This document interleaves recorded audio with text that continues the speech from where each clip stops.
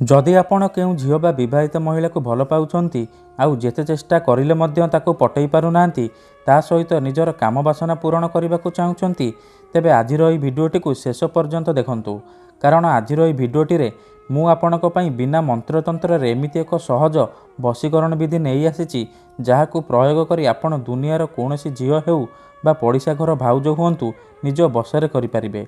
तेबे फ्रेंड्स एही उपायटी जानिबा पूर्वरु जदि आपण आम चैनल को एपर्यंत सब्सक्राइब करिनांती तेबे सब्सक्राइब करी पाखरे थिबा बेल आइकन को दबाई दियंतु।